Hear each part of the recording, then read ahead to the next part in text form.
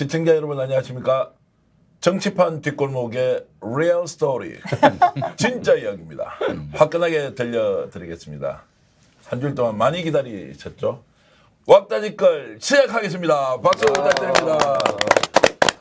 오늘도 쟁쟁한 분들 오셨습니다. 네. 특히 김영민 이사장, 배희재 대표 오시니까 막 시청자들이 열광을 해요.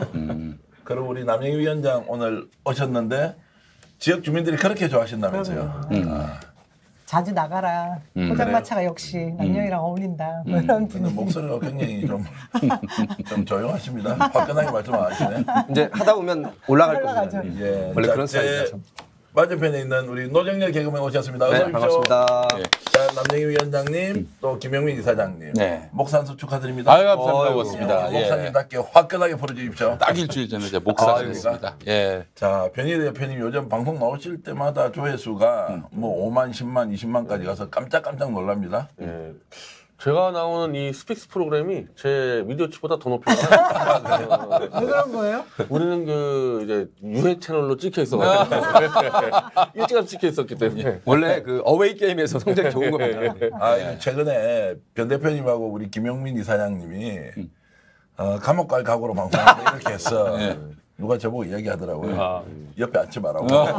그걸 같이 걸려서 갈 수 있다고 했는데 어쨌든 쟁쟁한 대한민국을 주름 잡고 있는 우리 농객들을 모시고 오늘 화끈하게 여러분들께 윤석열 정권 발칵 뒤집어보는 이야기 이어나가겠습니다.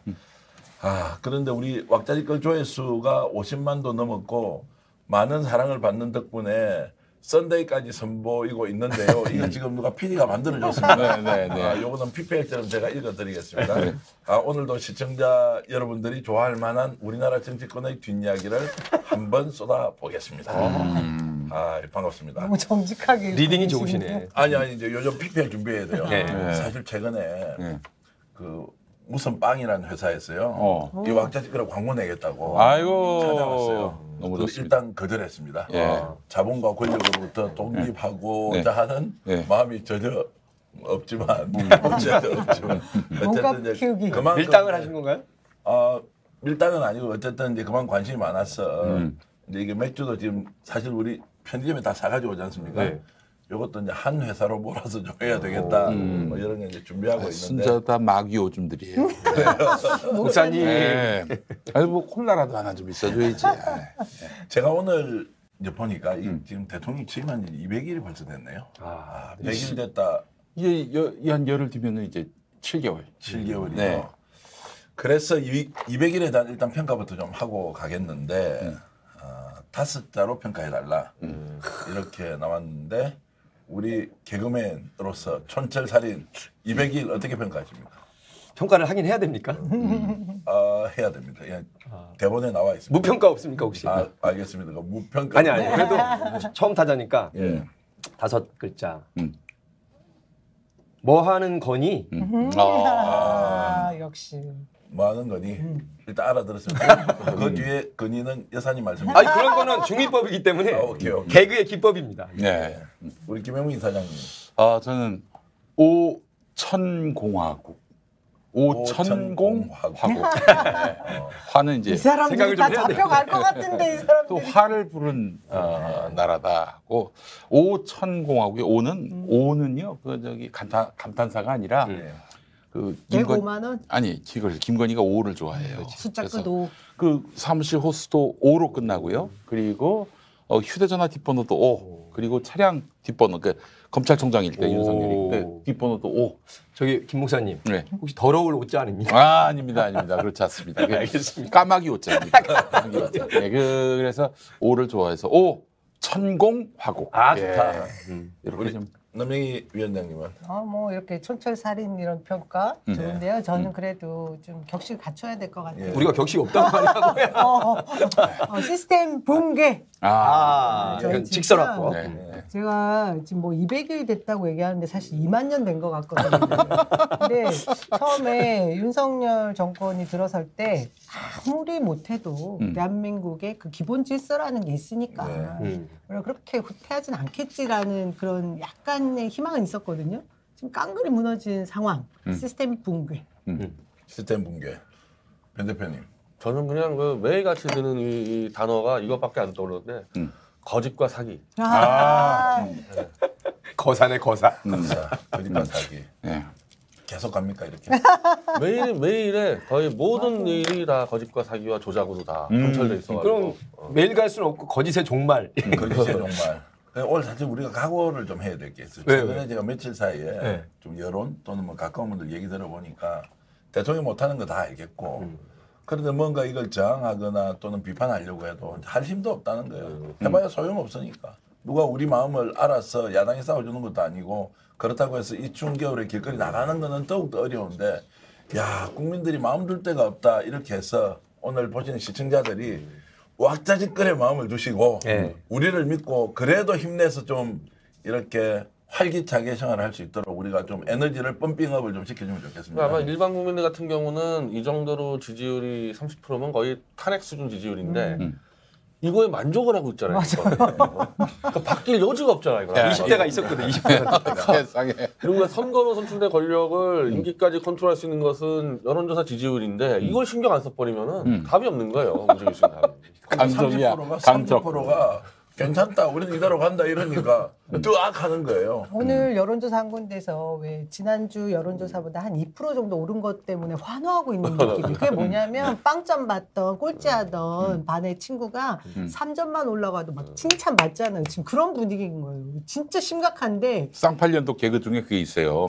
어떤 친구가 다 가를 받았는데 체육만 양을 받아온 거야. 아버지가 하신 말씀이 야, 너 한 과목에만 집중하냐. 지금 그 분위기잖아요.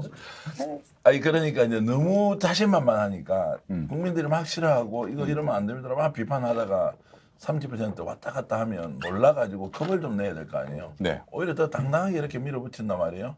누나 깜짝하지 않고. 사실 그래서 지금 여기 계신 네 분들을 포함해서 다 쫄아 있는 거 아닙니까? 대책이 없잖아요 지금. 쫄아 있다는 표현은 저희한테는 전혀 안 어울리고 예.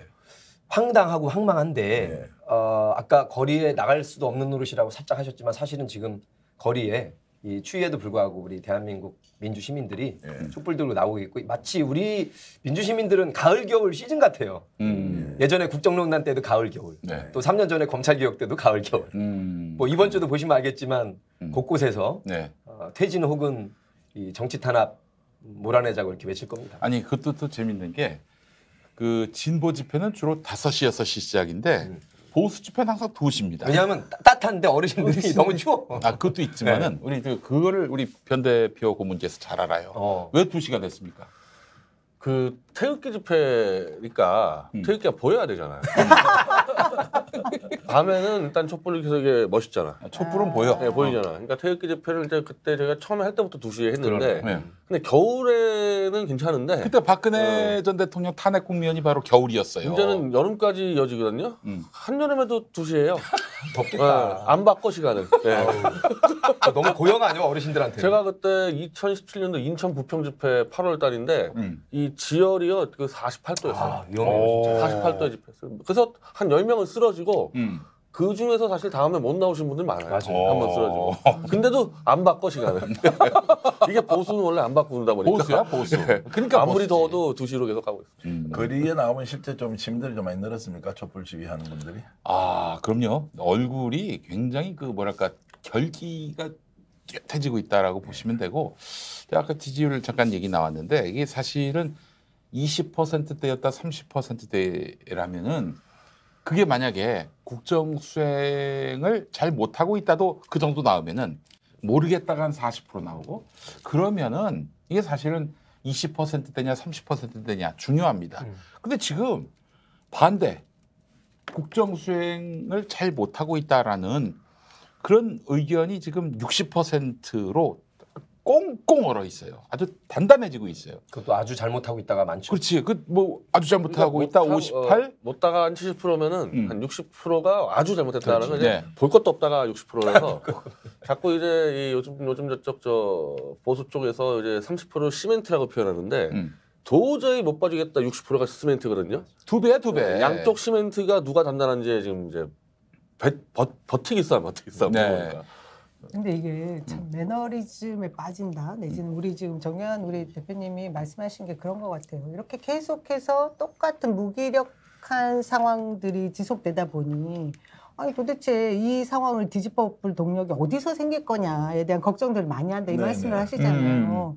저도 그 생각이 드는 이유가 저희가 불과 얼마 전에 촛불 전국으로 이 새로운 정권을 만들었다가 다시 또 역진한 거잖아요. 역사가 후퇴한 거잖아요. 그러니까 다들 너무 지쳐 있긴 합니다. 사실 진짜 지쳐 있는데 제가 그 국민들 제가 서명운동도 길거리에서 했고요. 오늘도 그 대통령실 앞에 가서 뭐 야당 탄압에 대한 규탄 집회도 하고 왔는데 이 마음 속에는 직접 그 거리에 나가지는 않았지만 이미 우리 너무 잘 알고 있어. 이게 안 되겠어. 끌어내려야 된다라는 마음들은 다 진짜 제가 볼 때 뭐 60% 정도 이런 지형이 나온다 하지만 실제로 70% 넘는 것 같거든요.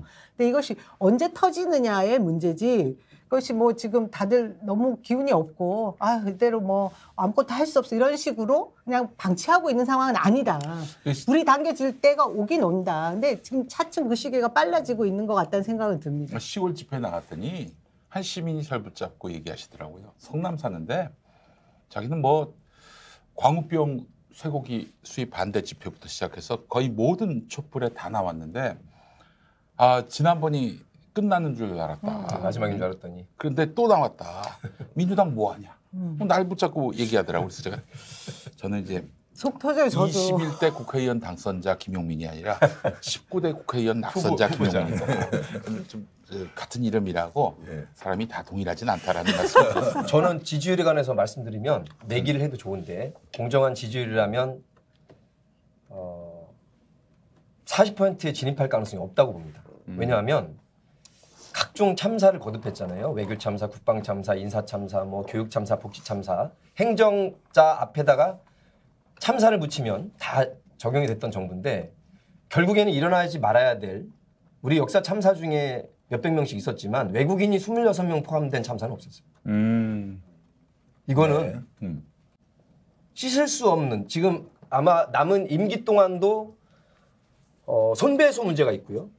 특히 미국인들 2분 돌아가셨는데 그 미국인이 바라보는 이 손배소는 액수로 따지면 이거는 대한민국 상상 초월입니다. 아, 그게 무슨 얘기인지 좀 소상히 얘기해 주세요. 예, 보통 미국인들 같은 경우에는 우리나라 같이 뭐 몇억, 몇십억이 아니라요. 네. 그 나라에서 벌어들일 수 있는 거 플러스 각종 변호사를 동원해서 아, 몇 천억이 될 수 있습니다. 미국은 또 변호사의 왕국 아닙니까? 징벌죄 손배가 돼 있어. 그렇습니다. 그 몇 천억씩 이제 소송을 걸 겁니다. 북한에도 예전에 이제 오토원비가 그렇죠. 7천억. 이게 사실 돈 문제가 아니라 네. 저쪽에서 자꾸 특별법 만들어서 돈으로 어떻게 배상으로 해결하라는데 무슨 말이냐면 있어서는 안 되는 참사가 일어났기 때문에 그게 없었으면 등락이 있을 수 있지만 지금 이태원 참사로 인해서 등락을 할 가능성이 없고요. 약간의 조정은 있겠지만 또 한 가지 사실은 이건 민주진보정부 포함해서 우리가 이 폭탄을 쌓아왔는데 이 이자 폭탄과 가계부채가요. 1, 2년 안에 가장 큰 문제로 터질 거기 때문에 올라갈 전문용어로 건덕지가 없어요. 그렇게 보시면 됩니다. 못 올라간다 하더라도 뭐 그냥 걱정 안 하잖아요. 저는 우리 노정열 대표랑 생각이 좀 달라요. 예. 제가 지금 가장 우려하고 있는 것이 여론 조작에 의한 여론 민심을 이끄는 부분이거든요. 그래도 아까 공정하다는 조건을 달았잖아요. 그러니까 이게 지금 뭐가 문제냐면 뭐 MBC 과징금 매기는 거 받지 않습니까? 여론조사 회사 한 군데 털어서 니들 내 말 들어 할 수 있는 게 왜 없겠어요? 이건 뭐 단정 지을 수는 없지만 그런 식으로 해서 여론을 이끌 수 있는 부분이 있는데 그 꼭지 중에 하나가 저는 화물연대 파업에 대한 부분을 단호하게 지금 대통령이 대응하는 부분이 이 경제 위기에 있어서 그 화물연대 파업이 문제가 굉장히 심각했고 그것이 어떻게 보면 핵심일 수 있다로 몰아가는 순간 이것이 지금 오늘도 어떤 여론조사를 보니까 이 파업에 대해서 강경하게 대응하는 것에 중도층에 있는 분들이 호응을 하고 있어요. 그래서 이것을 끌어올리면서 40%에 근접한 지지율을 만들고 그 이후에는 마치 이것이 기정사실화되어 있는 것처럼 다룰 공산이 크다. 저는 그 생각을 하는데 그래도 우리 국민들이 거기에 속진 않을 거다. 네. 하지만 우리가 더 싸울 수 있는 동력은 조금 잃을 수 있어요. 거기에 또 하나 걱정스러운 것은 계속해서 지금 모든 언론이 민주당 내부 지금 분화되라 뭐 이제 내용 겪어라 뭐 이런 식으로 진짜 서동요를 부르지 않습니까? 여기에 지금 또 반응들이 나오고 있거든요. 근데 저는 그보다 먼저 지금 국민의 힘이 더 심각한 상황인데 그것들은 지금 언론에서 다루지 않아요. 그러니 이 부분에 대해서 이 두 가지 정도를 가지고 여론 지형은 조금 변할 수 있다. 근데 깨어 있어야 된다. 그래서 제가 얼마 전에 유시민 전 장관님께서 민들레에다 기고하셨던 그 조금 박해와 박지원 그 말씀이 저는 깨어 있어라. 언론이 떠들고 마이크를 크게 줘도 거기에 현혹되지 마라. 이런 선동을 미리 하셨다고 봅니다. 조금 박박해. 예. 근데 국민들이 이렇게 좀 절망하고 침울해 있는 거는 사실 언론에서 전혀 반영을 안 해주고 언론이 실제로 윤석열 대통령이 굉장히 유리하게 지금 보도를 많이 하고 있는 거죠. 뭐 미디어 전문가시니까 지금 언론이 윤석열 정부의 행태에 대해서 아니, 저는 사실은 뭐 나올 건 나오고 있다고 보는데 그 절박성 그러니까 이 60%의 국민들이 이 정권으로 가다가는 정말 내 삶이 파괴되겠다고 했던 절박성이 이 보도 표현이 안 되는 것 같아. 그냥 좀 못하는 거지 그냥 못하는 수준이 아니거든요 이건 지금. 참사들이잖아요. 이거 정말 하나가 참사고 다 사기가 조작인데 이걸 이제 기존의 언론들이 관성에 젖어서 그런지 기계적 균형이라는 문제 때문에 그런지 제대로 표현이 안 돼. 이 밑에 있는 이 정말 이 국민들 전체의 이 불안감과 공포감까지 느끼고 집회 나가 보면 알아요. 이분들이 왜 나오는지를 딱 깨치는데 그게 미디어상으로 사실 표현이 안 되는 건 분명하죠. 기계적 균형도 안 되고 있잖아요. 얼마 전에 그 태블릿 PC 제2 태블릿 PC 진실을 공개하는 기자회견이 있었는데 기자들이 어마어마하게 왔어요. 아니, 실제 몇 명 좀 왔습니까 그때? 한 15개 언론사가 한 15개 정도 온 걸로 지금 파악이 YTN도 왔고 올 때 다 왔어요. 예, 왔네요. 연합뉴스부터 다 왔어요. 예. 기사 안 군데 안 났죠. 한 군데도 안 나왔어요. 왜 왔어요? 오는 거 쇼야? 아니 구경하러 온 거 아니야? 그냥 그때 기자회견이 참관이? 한 40분 이상 진행됐고 이동환 변호사가 PT부터 다 준비해서 이제 해가지고 아주 손쉽게 이제 영상이 올라왔으니까 보시면 알아요. 완벽한 기자회견 해고 다 받아 적고 진행답 다 끝냈거든요. 근데 데스크에 막았네요. 하나도 안 나왔어. 예, 그러면 그러니까. 결국 이제 다음에 정권 바뀔 때를 대비해서 자료 화면으로 준비하는 거죠. 아니 이거 쓰려고 왔어요. 왜냐하면 사전에 다 기자들이 문의 오고 했던 거는 쓰려고 왔는데 막은 겁니다. 막은 게 봤을 때 우리가 약간 이상한 게 연합이 먼저 쓰고 따라 들어오는데 연합이 끝까지 안 올리더라고. 그 연합이 안 올리면서 다른 언론사 다 안 썼기 때문에 위에서 막았구나 이건 분명히. 그 시청자들이 아시는 분도 있지만 간단하게 이제 요약 설명해 주시죠. 직접 이제 태블릿 PC가 조작되어서 검찰 조작 수사의 결과로 이제 최순실 그 국정농단 관련된 이제 이런 뭐 간단한 설명드리면 그 JTBC 태블릿 PC는 다 아실 거고요. 그게 아니고 이 1월 5일 그러니까 2017년 1월 5일에 이 특검 제4팀입니다. 그 팀장이 윤석열이었어요. 그리고 팀원이 한동훈이었고 이 사람들이 장시호한테 태블릿 PC 하나 받아요. 그러니까 이건 잘 모를 거예요 국민들 같은 경우는. 그거를 갖다가 실제로 그 태블릿 PC 안에 정확하게 40대 홍모 주부가 썼다는 기록들이 다 있는데 그걸 싹 다 없애버리고 완전히 없애버리고 그냥 최소한 거라고 그냥 질러버렸거든요. 그러니까 이른바 증거 인멸에다가 뭐 위증교사 한두 개 걸린 게 아닌데 그걸 이제 다 자료로 발표를 했고 실제로 기자들한테 전달됐는데도 제가 판단할 때는 너무 완벽해서 기사를 못 쓴 것 같아요. 약간 어설프면은 저쪽에다가 어떻게 고자질도 하면서 한동훈에게 반박을 유도할 수 있었을 텐데 반박할 여지가 없으니까 야 쓰지 마 이렇게 해버린 것 같아요. 두렵고. 그리고 이제 그런 경우가 있습니다. 기자들 같은 경우 이게 대통령하고 법무장관의 범죄잖아요. 그리고 모해 증거 위조라는 거는 원래 10년 이상의 이 징역을 할 수 있는 정말 중범죄인데 일반인이 해도 그런데 검사가 했으면 더 큰 범죄인데 그럼.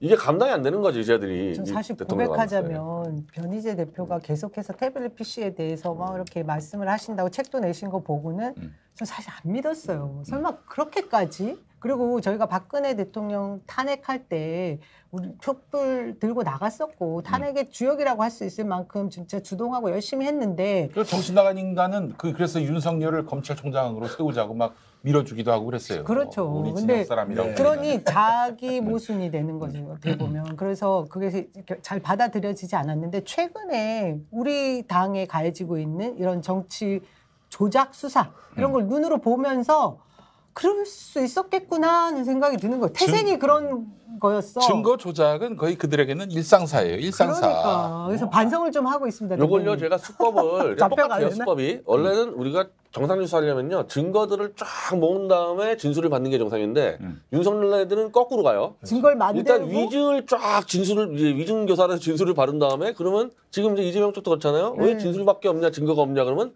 이상하게 뒤늦게 증거가 툭툭 나와요. 그러니까 이 태블릿 PC도 이미 이 검찰에서 압수수색 다 했거든요. 다 했는데 나중에 갑자기 튀어나오는 갑자기 이런 것들이 지금 어제도 문건 하나 이상한 내용 증명 튀어나오고 하잖아요. 그러니까 위증에 걸맞춰가지고 걸맞는 증거가 탁탁 튀어나옵니다. 똑같아요 수법이 이게. 네. 그 당시에 그 장시호 태블릿 PC 나왔을 때 뉴스 보니까 검색을 다시 한번 해봤거든요. 와 새로운 증거가 드러났다. 네. 검찰이 밝혀냈다. 뭐 이런 기사들이 수두룩하더라고. 봤더니 그게 다 구라였던 거야. 근데 나는 이해할 수 없는 게 네. 지금의 제도권 언론이 얼마나 순치돼 있고 길들여져 있냐면 네. 그 정도면 약간 균열이 될 만하거든요. 왜냐하면 특종이라는 게 있기 때문에. 그렇지. 대통령과 법무장관이 있는 건데 그렇지. 그거를 자기들끼리 무슨 트러스트를 맺은 것도 아닌데 특종 욕심이 그렇게 없을까 정도로 지금 길들여져 있는 거죠. 특종 욕심에 자기가 망할 수 있다면 특종 욕심이 사라집니다. 망하는 게 더 무서우니까. 사라집니다. 근데 기자의 그게 결기는 어디 제가 좀 선의로 최대한 선의로 얘기하면요. 아직까지도 지금 꽤 많은 사람들 아무리 윤석열과 한동훈이어도 설마 저런 조작까지 까지? 했을까? 대한민국 검사인데 그리고 대한민국의 선진국인데 이 미련을 못 버리는 기자들이 많고 사실 제가 태블릿 처음 켤 때도 원래는 보수 쪽에서 야 조작이라 그랬을 때 제가 아니 말도 안 되는 얘기 하지 마라. 태블릿 어떻게 조작하냐 해서 왜 제가 붙었냐면요. 자유총연맹 김경재 총재가 지금 보수가 그러면 허위사실 유포하니까 네가 조사해서 조작이 아니라고 밝혀라. 그래서 제가 그래서 조사한 거예요. 근데 보니까 조작인 거야. 그래서 그 선입견 설마 검사가 이렇게까지 할까? 그리고 법원도 있는데 이렇게 할까? 법원 다 그냥 찍어줍니다. 그렇죠. 예. 그냥 조작된 거 법원도 찍어줘요. 이걸 인정하고 가야 되는 거예요. 저도 처음에 우리 이제 변희재 대표 방송을 보면서 에이 무슨 말도 안 되는 소리 하고 있어. 그러면서 봤는데 맞아 보니까 수법 어디서 많이 본 수법이고. 그러니까 이제 이게 검찰이 사법부잖아요. 네. 거기에서 이제 이렇게 나오니까 사법부요? 사법부지 크게 보면 맡을 사자거든. 법을 맡는다는 거니까 아하, 사법부 그래요. 맞아. 법원하고 합쳤어요. 이제 사기 이제 사자면 사기 사자. 법원 검찰이 네. 어떤 행동을 할 경우에 국민들은 일단 공적 기구니까 일단 믿는 믿잖아요. 거죠. 믿잖아요. 그래서 지금 아니라고 이야기 우리 주장하더라도 대통령이 또 나와서 맞다. 한동훈이 저렇게 말 잘하면서 국회에서 무슨 소리 합니까? 이러니까 반박을 하기에는 우리가 갖고 있는 정근한 논리가 너무 적은 거예요. 이제 이렇게 전문가들이 보시면은 수없이 많은 조작들이 이루어진다고 주장을 하고 있지만 확 이것이 조작이다라고 이제 국민들이 못 가는 것은 그만큼 검찰을 통한 독재를 하고 있기 때문에 그런 거 아니냐. 그러니까 이제 이런 거죠. 진실은 반드시 승리한다라는 생각이 있으면은 예. 다들 달라붙었을 거예요. 그런데 이게 승리하는 게 진실이지 진실이 승리하는 게 아니거든. 그리고 승리하는데 너무 오래 걸리면 그렇지. 지쳐 나갔다는 거죠. 그러니까 이제 내가 만약에 이걸 얘기했단 말이에요. 그러면 감옥도 갈 수 있고 직장에서 직을 잃을 수도 있고 그걸 감수하면서 추구할 진실인가? 우리 기자들한테 물어보세요. 100이면 99가 아이 그럴 리가요. 그냥 우리는 대세 저 수능하겠습니다. 요새 기자분들 꿈이요. 우리가 저 건물주 되는 것처럼 네. 제2의 김만배가 돼서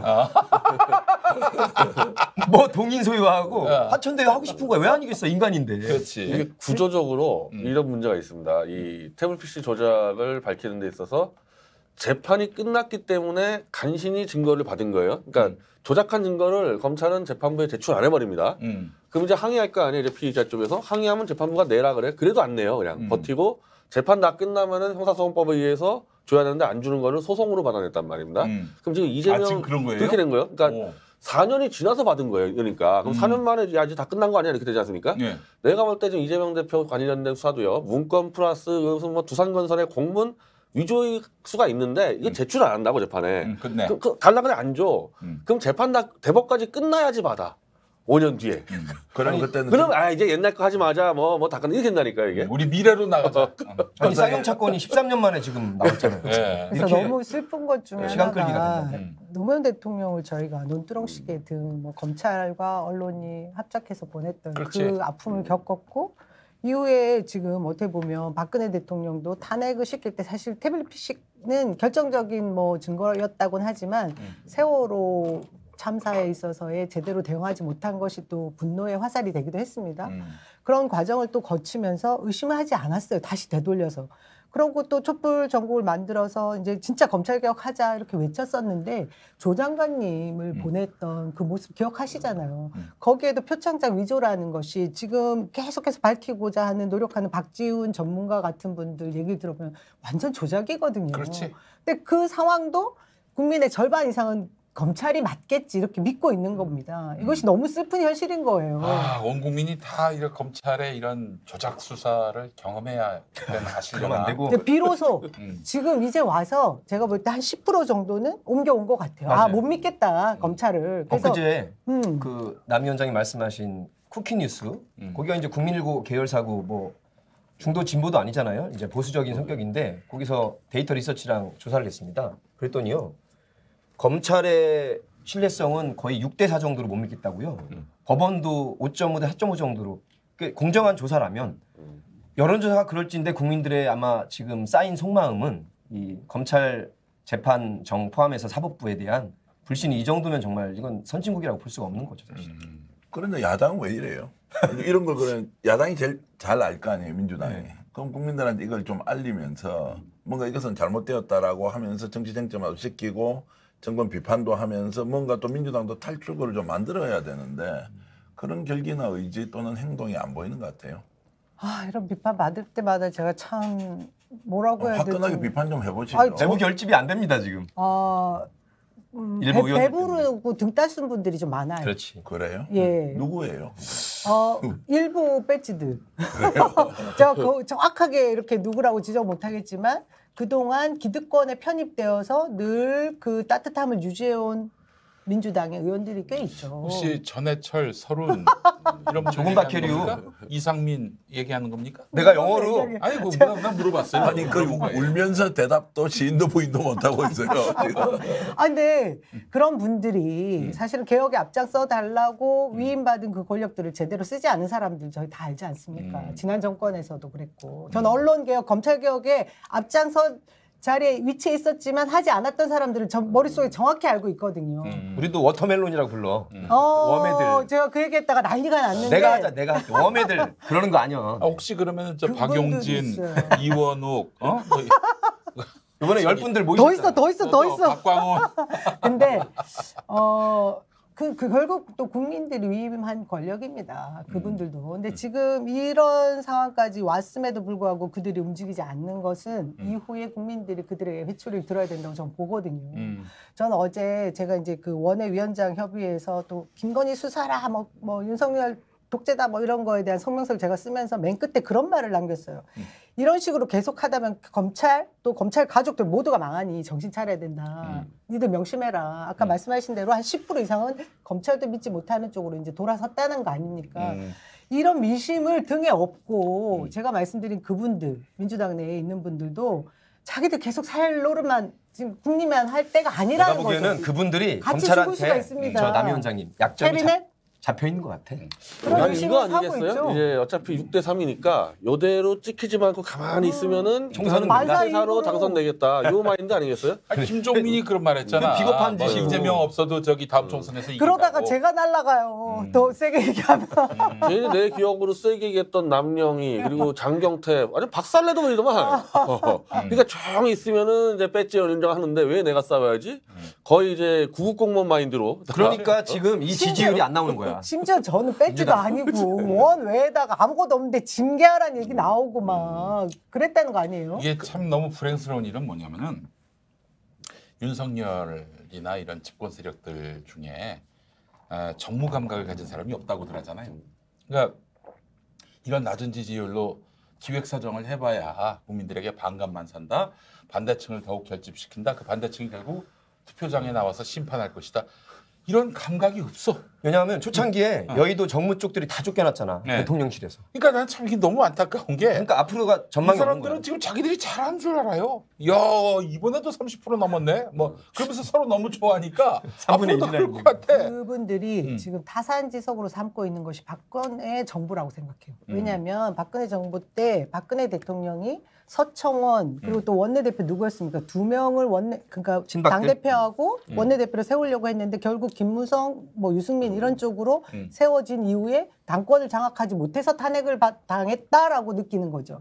그래서 이번에 강신업이란 자가 당대표 출마했지 않습니까? 근데 아무도 비판을 하지 않아요. 어떤 언론도. 우리는 그냥 저 왜 유노 이렇게 이제 얘기하듯이 그냥 김명신업으로. 근데 우리 쪽 진영에서는 막 웃으면서 희화시키고 있는데 그렇지 않다는 거죠. 그러니까 우리가 좀 책임감을 가지고 우리 시청자들을 봐야 될 게 제가 이런 생각이 들어요.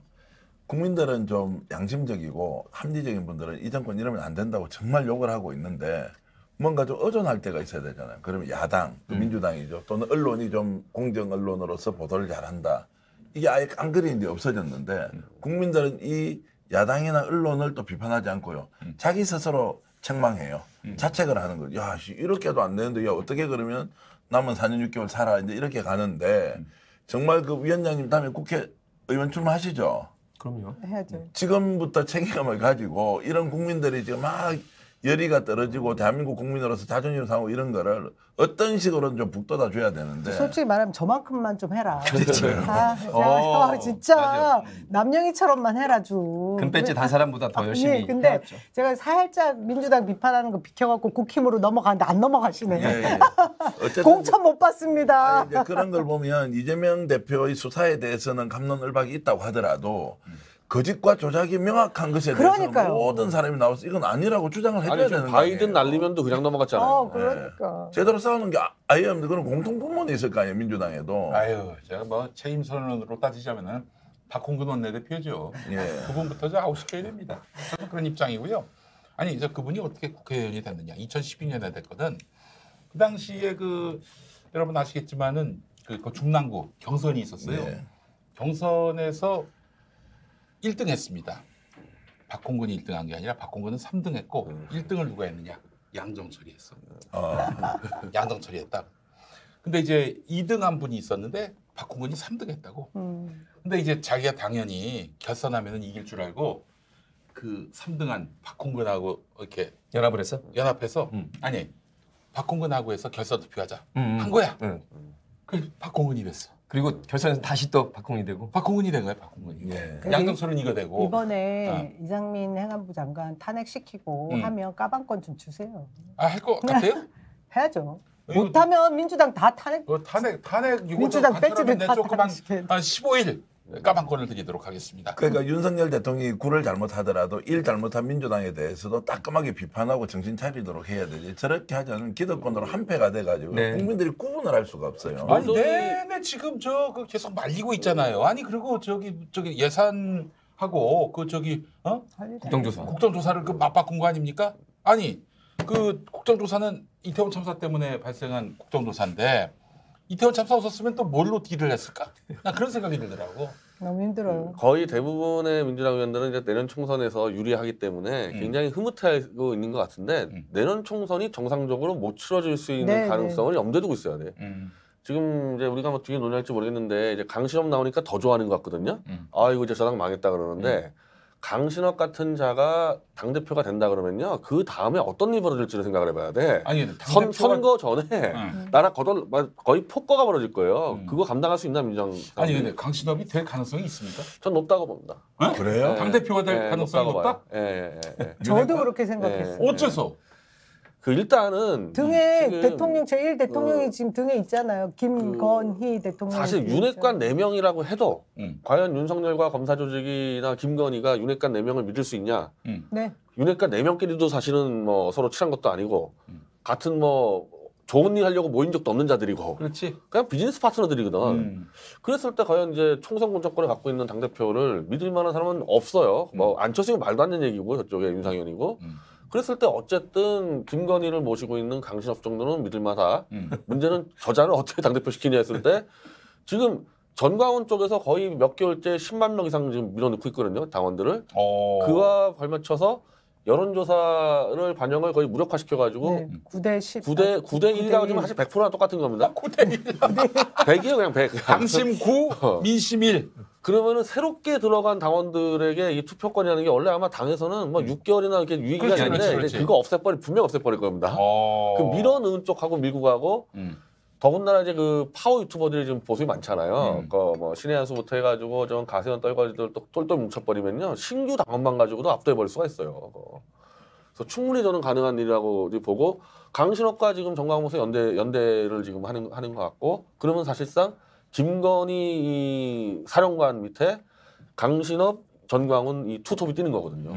야, 그러면 윤핵관 위에 이제 김핵관이 나와서 김건희 핵심 관계자로 이렇게 이제 강신호 변호사가 뛴다. 이미 김핵관은 있어 왔고 이 나라는 지금 윤석열 머리 위 김건희가 통치한다고 봐야 되지 않겠습니까? 네. 이병철 씨도 있고. 혹시 그러면 강신호 변호사가 이번에 대통령실에 초청 못 받아가지고 열받아서 당대표 도전하고 이런 게 아니고 계획을 가지고 제가 그 관저 정치에 대해서 말씀을 드리고 싶은데 언론에 기사화된 것은 그 4인방 부부 초청이잖아요. 실제로 관저에 문재인 대통령 때도 그랬고 그 이전도 그렇고 저녁 때 막걸리 회동들을 합니다. 하지만 그걸 나와서 떠들질 않아요. 그래서 어제 조영 대표도 갔네 안 갔네 이런 얘기 하잖아요.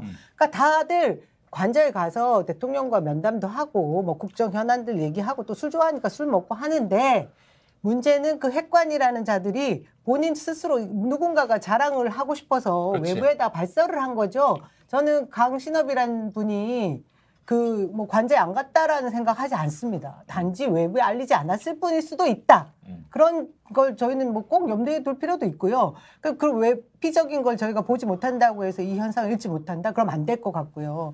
김세희라는 자가 또 뭐 최고위원 나왔더라고요. 이제 뭐 주옥순 씨도 들어오고 뭐 저기 이봉규 씨도 들어오고 이러면 국민의힘 아주 좋아질 것 같습니다. 그래서 제가 국민의힘이 더 위기다라고 얘기한 게 그 내부에 있는 소장파들이 이런 상황들을 보면 야 이거 더는 안 되겠는데 하고 분화되지 않겠습니까?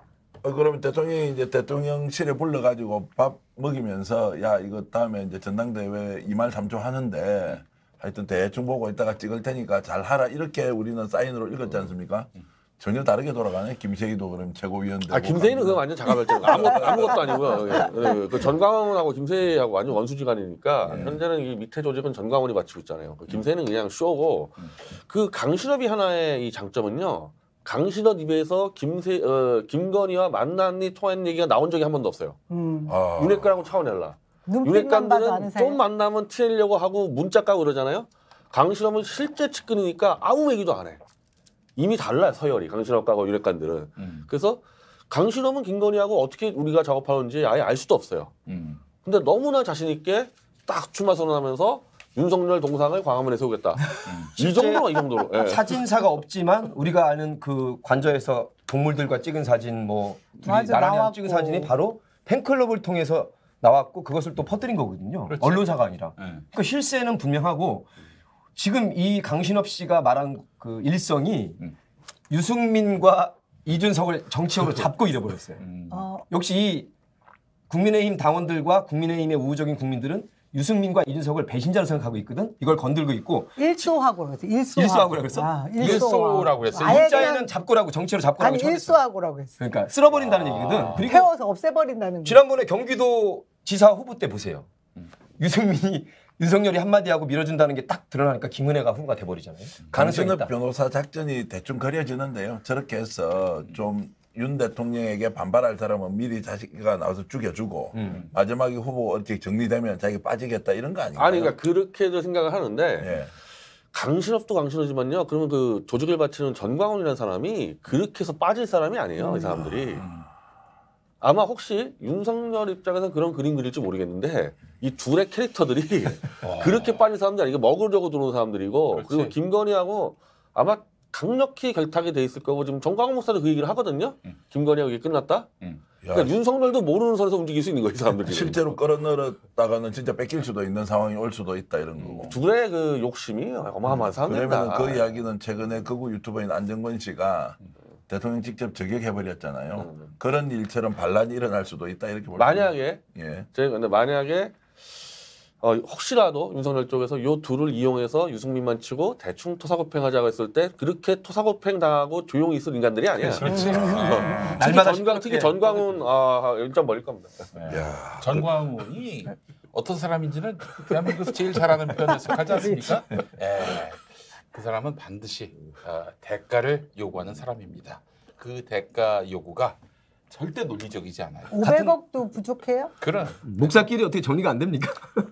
아니 저는 정말 제대로 코스를 밟아서 목사가 됐고요. 정식 목사고. 뺑기 전혀 안 쓰고 그냥 제가 뭐 제가 뭐 우수한 성적으로 되진 않았어도 우수한 성적은 맞습니다. 제 목사 고시는 거의 다 맞았어요. 국민대 박사학위는 어떡할까요? 국민대 박사학위가 뭡니까? 못 믿겠어요. 국민대하고 뭔 상관이야 이게? 계속 유지할 수 있는 거지?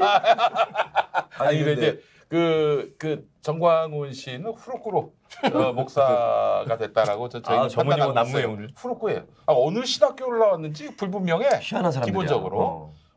그리고 또 고등학교 졸업을 하셨나? 최성의 류지 최성의 류. 네, 그래서 아니 실체를 알 수 없어요. 이분은.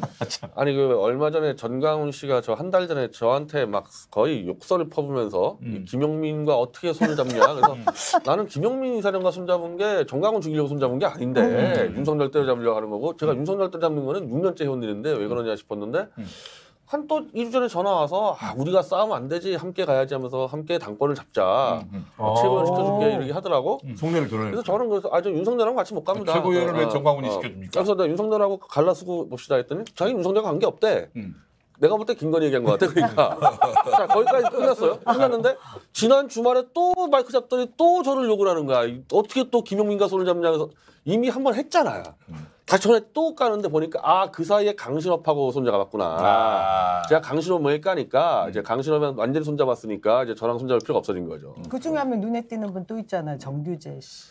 그 사람은 이제 그쪽 라인이 아니고 그 사람 전경련 라인 해가지고 저쪽 YTN 사장이나 TBS 사장 관련하는 거고. 그러니까 근데 어쨌든 포섭 과정에 있는 거 아닐까요? 갑자기 우리 변희재 대표도 막 까고. 지금 정규재 씨는 그 지금 방송사상 먹으러 가는 거예요. YTN 먹으려고 지금 그러고 있는 상황이에요. 네, 그렇게 보시면 됩니다. 그냥 먹을 수 있습니까? 뒤에 누군가 낙점해줘야 되는데. 정경련.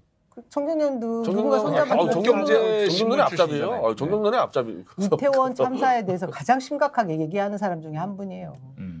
그 저기 정규재가 유가족의 대국민 사과를 요구합니다. 진짜 이거 지금 내가 또라이 뭐 그런 또라이가 없어요. 진짜. 자 이렇든 저렇든 내년 2월 말 3월 초에 전당대회 있는데 이게 대통령이 이제 개입을 한다. 당무 개입 안 한다고 지금까지 이야기하다가 이제 드디어 개입을 했고 윤핵관들 불러서 했는데 그 사이에 강진호 변호사는 당대표 출마 선언을 하고 정광훈도 뛰어들고 김세희 기자도 뛰어들었다고 치고요.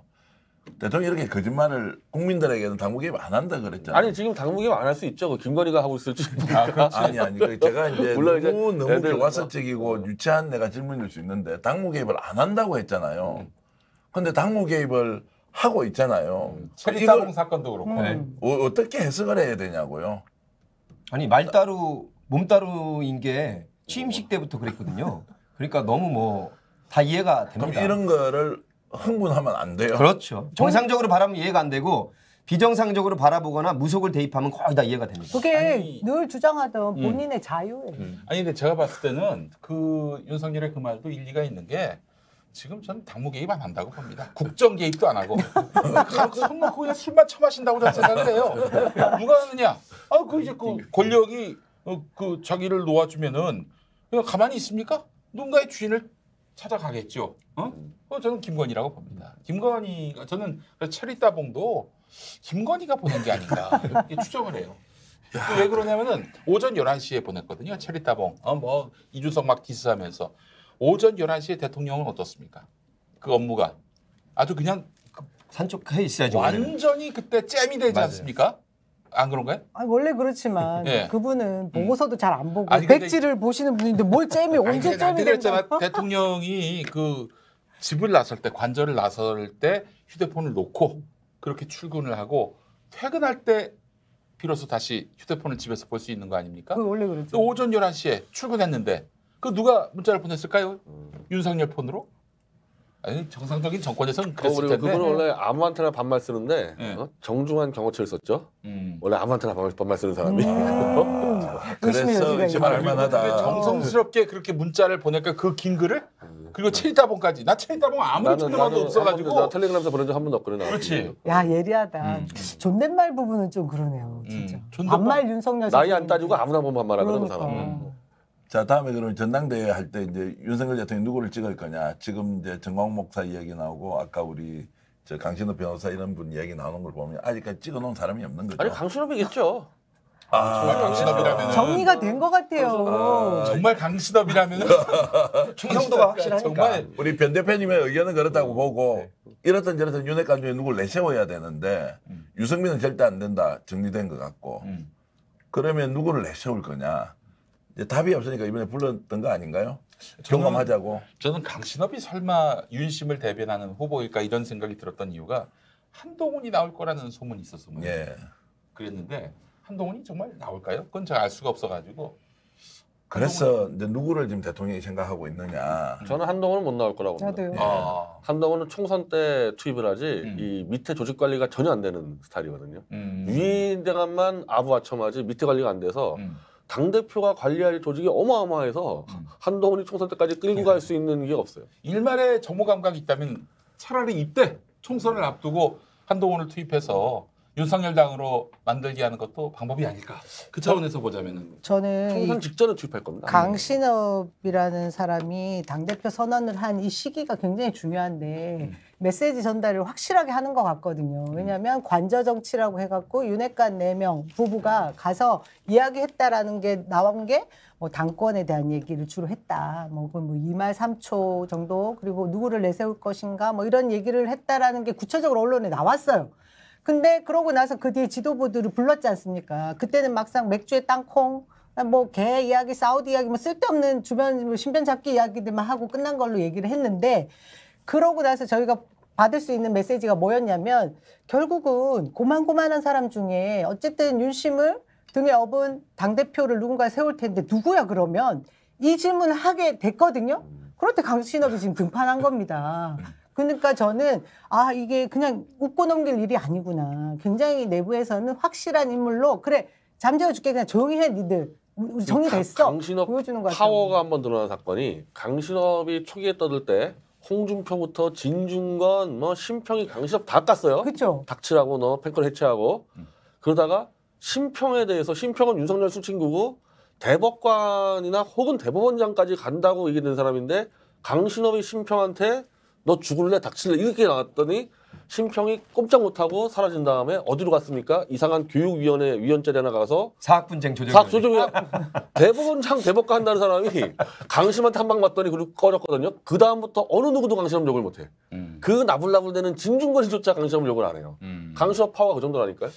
자, 그럼 여기까지는 정리되겠네요. 강신업 변호사의 당대표 출마는 일단 행동대원으로 출격한 것은 맞는데 이 행동대장이 실제로 당대표까지 갈지 아니면 교통정리용으로 토사구팽 당할지 팽당할지 이건 좀 지켜봐 이렇게 좀 정리해도 되겠습니까? 토사구팽은 무슨 아니라니까요. 대표님이 계속 우리 얘기를 잘못 끝까지 나오면 된다야 지금. 왜냐면 오늘 기사 나온 거 보셨어요? 규칙이 바뀌기 때문에. 박근혜 정권 때 박심을 등에 업은 당권 잡지 않아서 탄핵당했다 이 기사가 나왔습니다. 그렇기 때문에 이번 윤석열 대통령은 윤심을 담은 당권 주자를 분명히 내세우겠다라는 의지가 확고한 거예요. 김심을 담은 거지, 김심을 담은. 근데 김심, 한동훈 심 다 담은 거예요, 거기에. 강신업에. 예, 근데 저는 하나 또 지금 말씀 중에 약간의 변수가 있을 수 있는 거를 제가 이제 말씀을 드리면 윤상현 카드가 뭐가 있냐면 지역구 경쟁자.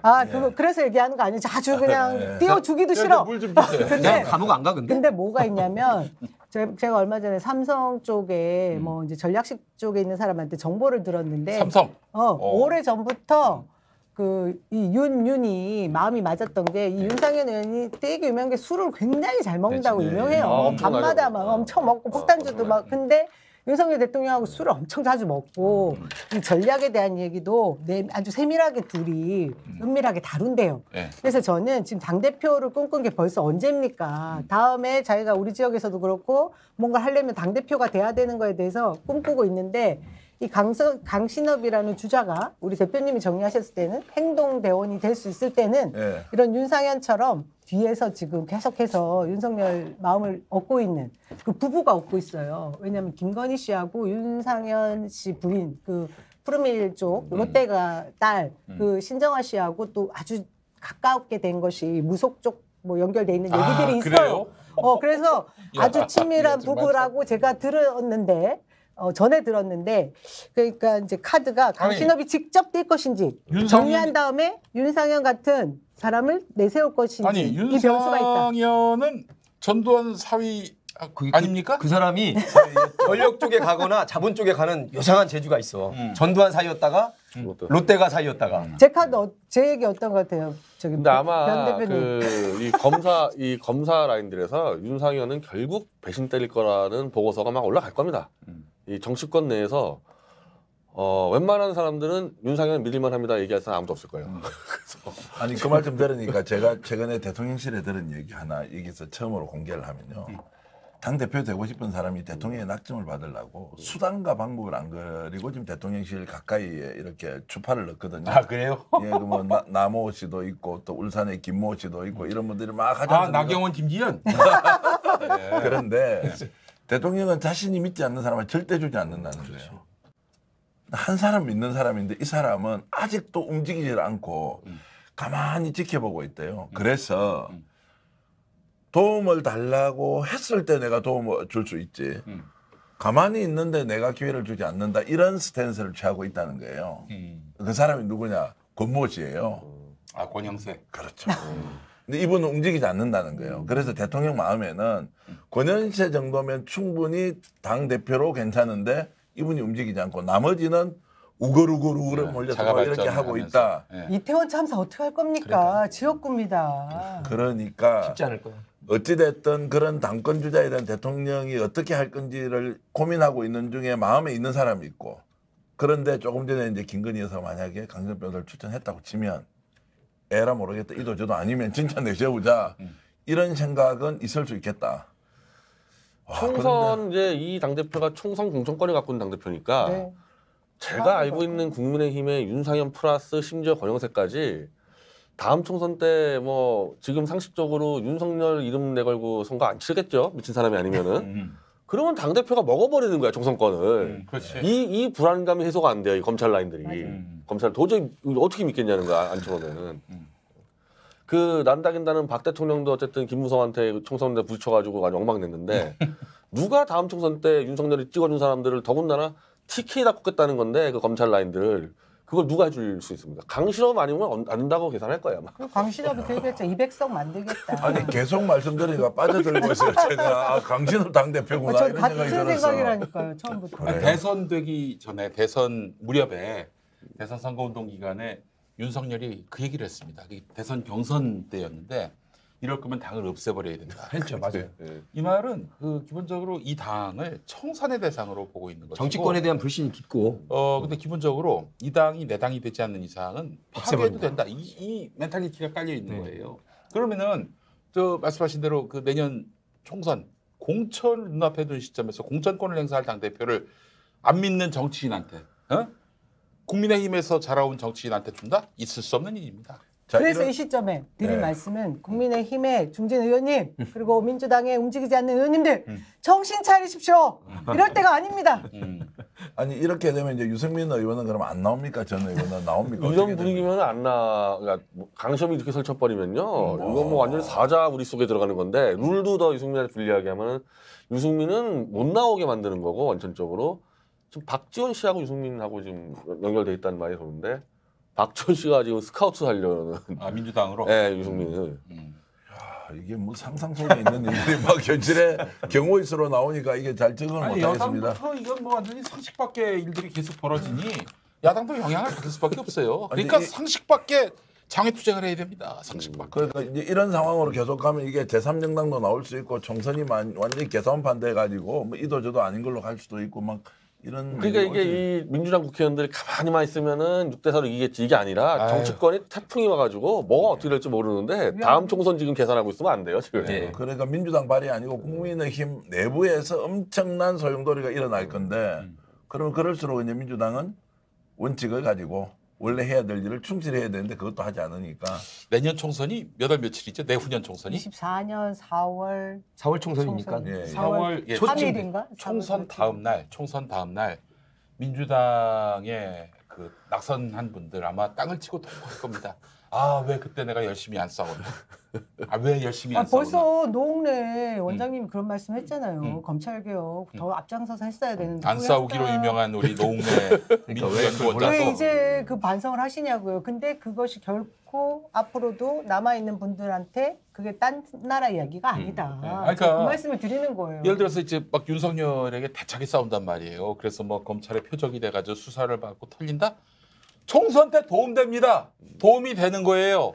그런데 아무렇지도 않고 가만히 있다가 야, 윤석열 지지율 잘 떨어진다. 어디까지 떨어지나 보자.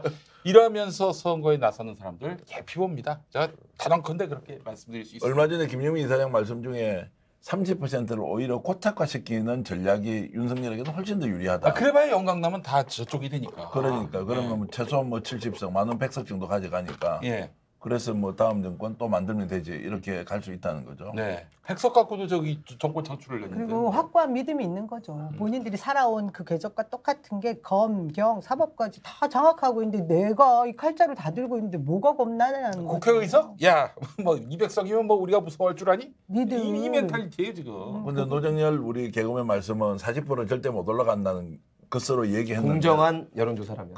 그런데 대통령 오히려 40% 필요 없고 30%는 계속 안 했다 그냥. 그게 문제예요. TK만 다 먹어도 되고 저 야당은 이제 검찰 써가지고 분열시켜가지고 한 다당제로 쪼개버리면 된다 생각할 테니까요. 자 그러면 이재명 당대표를 기소하면 지지율이 국민의힘 쪽으로 갑니까? 안 올라가죠.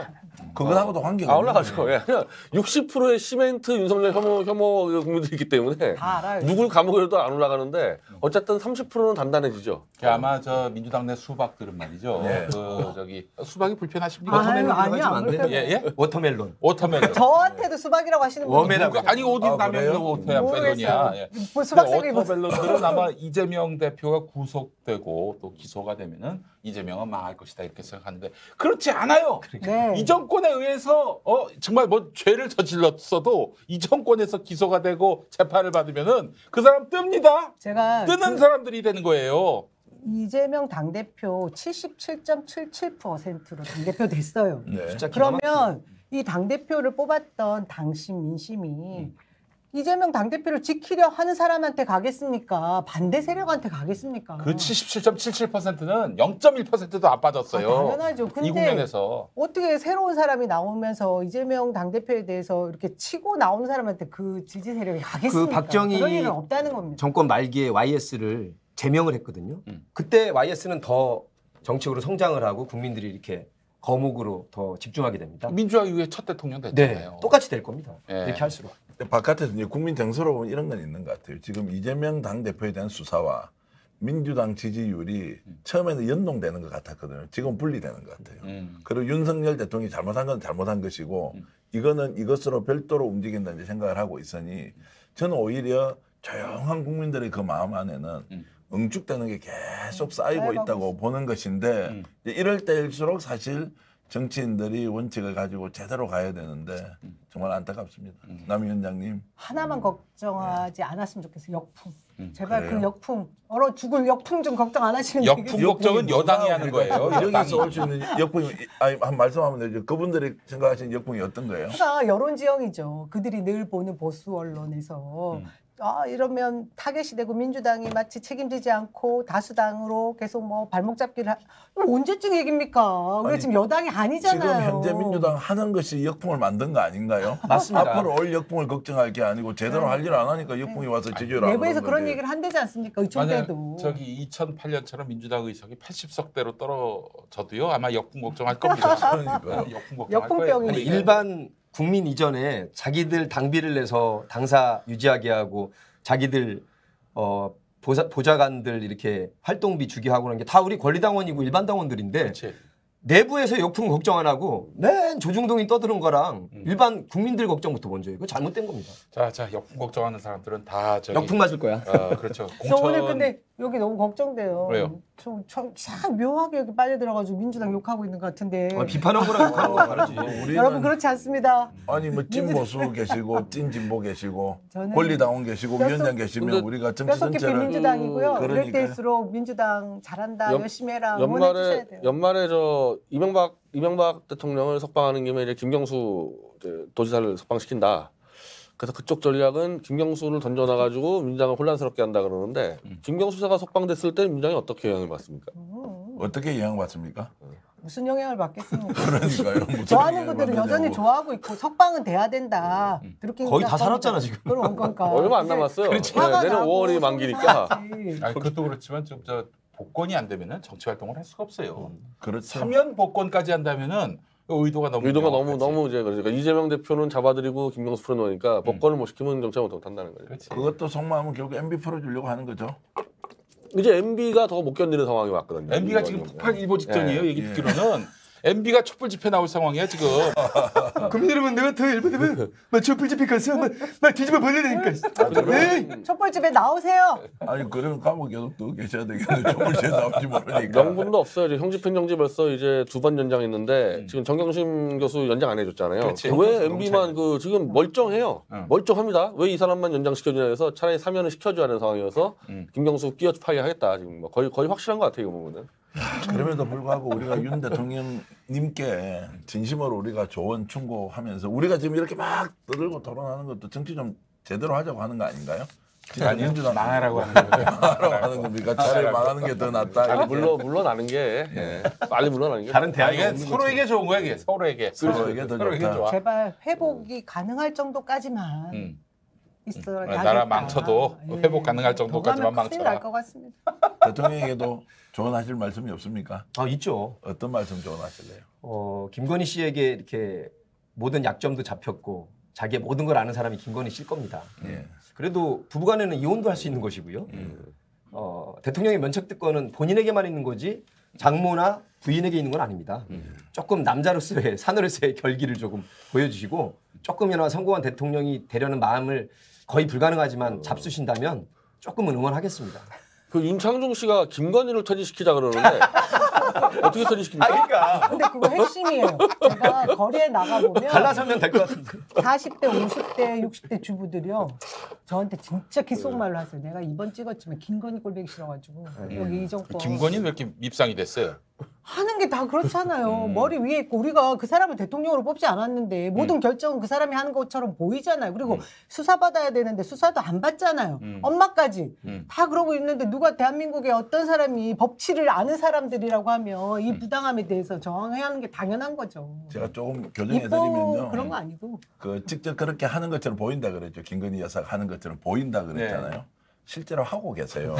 그래서 국민의힘에서는 다 알고요. 그쪽에 어떤 식으로든 네. 윤모 의원만 따라가면 된다고 해서 그쪽에 손을 잡고 정말 꼬리치고 하는 국회의원이 한두 명이 아니에요. 윤모 의원이 누구예요? 아 이제 다음에 밝혀드리겠습니다. 윤상현? 아니죠. 윤상현 아닙니까? 상현딸 뜬 거 말고. 그 윤한홍 의원이라고. 그렇지. 그렇지. 윤핵관. 실제로 핵관 중에 핵관인데 그렇지. 윤핵관 위에 김핵관이다. 그렇지. 이렇게 해서 이분하고 손잡으면 되는데 그 윤한홍이가 저 김건희하고 아주 가깝죠. 아하. 그리고 또 비서관 한 분이 계세요. 알겠습니다. 그분이 딱 파이프라인 돼 가지고 하시는데 어찌됐든 그런 상황들을 알고 좀 더 지켜보겠습니다.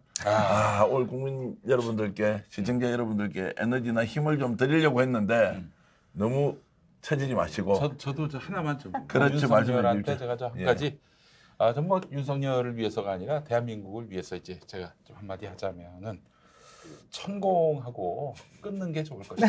아니, 뭐 바라는 게 딱 한 가지예요. 예. 천공이 구멍 뚫을 타도 있으니까 천공을 좀 뚫어. 예, 저 지금 천공한테 휘둘리는 게 너무나 눈에 보입니다. 저는 어디서 확신했냐면요. 매일같이 가서 조문하는 거. 6일째가 이건 진짜 완전 기행이거든요. 네. 이거는 누군가의 지령 아니고서는 할 수 없는 행동입니다. 완전히 심리적으로 가스라이팅 된 사람이 그렇게 조종당하듯이 하는 행동이라고요. 이번에 그 노동자를 없애버려야 된다라고 이렇게 이야기한 천공의 가르침대로 또 지금 노조를 없애자는 얘기는 들어봤지 않나? 노동자를 어떻게 없애자니? 우리 다 노동자 아니에요? 아니 그러니까 이게 방법을 제시했더만 급여를 임금을 주지 않으면 자원봉사자가 된다. 그래서 노동착취에서 돈을 주지 않으면 자원봉사자가 되잖아요. 그렇게 없애자는 거야 노동자를. 실제로 자기 그 천공이 운영하고 있는 그 단체들, 회사들 거기서 임금을 안 줘. 노동자가 안 줘. 없다는 거지 자기들은. 근데 형태상 임금을 줘야 될 수밖에 없는 구조가 있어요. 출판사나 이런데 그럴 때는 그 급여를 지급하는 명목이지만 그 통장을 다 요 회사가 나갔고 그래서 빤스 하나도 지 돈으로 못 사는 거야. 그럼 그건 어떤 국가 체제예요? 자본주의예요, 사회주의예요, 아니면 종교주의 국가인가? 이거는 없어요. 지옥에나 지옥에나 있는 얘기예요. 무간지옥이죠. 교주 체제, 교주 체제. 그 말이 안 되네 진짜. 스픽스에서 열심히 취재하고 있는 게 하나 있는데요. 네. 천공의 미공개 육성이 곧 공개될 수 있습니다. 예. 그 이제 윤석열 대통령과의 관계, 네. 또 김건희 여사와의 관계를 잘 정리한 사적 발언 내용이 담겨 있는 걸 한번 보시면 조금 전에 대통령이 끊어야 된다고 하셨는데 도저히 못 끊을 수 있는 사연들이 간에 숨어 있을 수도 있으니까 저는 이 정권이 망한다면요 천공의 국정 개입이 드러나는 순간 망한다고 봅니다. 국민은 그거 못 참아요. 내가 뽑은 대통령이 더 명백하게 국정을 운영해야지. 아니 내가 뽑지도 않은 사람이 국정을 이렇게 좌지우지한다? 용납하지 않습니다 우리 국민들이. 너무 안타까운 건 그럴 만한 스모킹건이 너무 많이 나왔어요. 나왔는데, 계속 나도 나왔는데 나오고 무뎌졌어. 근데 언론들이 자제를 취재를 안 해요. 시키지 않아요. 자제를 좀 가만히 있으라고 해야 안 되고 하죠. 또는 스스로도 좀 눌러앉아야 되는데 저렇게 계속 얘기를 하고 있는 거 보면 확실히 뭐가 있는 거죠. 노동자 없애자는 거를 7월 달에 찍은 영상을 이 화물연대 이 탄압 들어간 시점에 천공에 올려요. 그러니까 천공은 내가 윤석열을 움직인다는 걸 계속 암시를 줘. 계속 그래. 결정적일 때 딱 풀어가지고 내가 시켰다 그래가지고 그러니까 이거를 통제를 못할 정도 윤석열 같은 경우도. 그러니까 실제로 뒤에서 상황 노릇해가지고 숨어서 해야 될 거 아닙니까? 드러내 천공은. 과시하면서. 그래서 저는 이제 전면적으로 제가 정치하겠다 선언해서 혹시 몰라 또 이제 앞으로 나올지. 그런 점에서 전광훈하고 비슷해요. 아니 그러니까 윤석열 대통령 주변 인물 그리고 윤석열 대통령 자체를 절대 변화시킬 수가 없어요. 지금 보면 똑같아 한결같기 때문에 저희가 희망을 걸 수 있는 건 검찰 조직 내에 이 조직을 사랑하는 양심 나와야 되고 지금 보입니다. 벌써 균열이 그래요? 보여요. 아 보여요? 보이죠. 그런 어제 얘기 이정현 들었습니다. 검사가 네. 한동훈을 까지 않습니까? 사과하라 네. 얘기하는 것과 그다음에 사법부의 양심 네. 그리고 국민의힘과 민주당의 뜻을 같이 하는 의원들이 맹활약을 해줘야 국민의힘에 있어요? 있을 수 있어요. 이제 앞으로 나올 것 같습니다. 있을 수 있어요. 네. 있을 수 있어요. 아니, 있다고 만들려고 하는 거야 지금. 저는 생길 거라고 봅니다. 그게 만약 기대가- 윤상현이면 어떻게? 아이고, 그래 준다면 제가 박수 쳐주죠. 합작하고 일단 지금 무너뜨려. 보수도요. 보수도 지금 이 장외 보수에서 이탈을 하고 있어요. 그러니까 장외 보수에 그래도 제정신 박힌 사람들이 좀 이탈하고 있겠지. 있겠지. 있겠지. 조만간 하나 터져 나올 거예요. 보수 미생 쪽에서. 자체가 너무 심각하기 때문에 네. 전 그래서 내년 상반기로 봅니다. 하반기 아니야? 상반기. 상반기요? 난한 번도 입장을 바꾼 적이 없어요. 오. 상반기로 끝난다. 아, 천공 이야기 나오니까 뜨거워집니다. 그 다음 순서에는 꼭 천공과 관련된 내용 가지고 한번 화끈하게 얘기해 볼 기회를 갖기로 하고요. 시청자 여러분들 어떻게 보셨는지 모르겠습니다. 하여튼 오늘 네 분 너무 감사드리고요. 네. 바쁘신데 시간 내주신 남영희 위원장님, 미추홀에 계신 주민 여러분들께 더욱더 열심히 잘하시길 진심으로 바라고요. 혼날 것 같아요. 아니야. 노정열님 감사합니다. 네네. 자 오늘 박수 치면서 왁자지껄 모두 마치겠습니다. 수고하셨습니다. 감사합니다.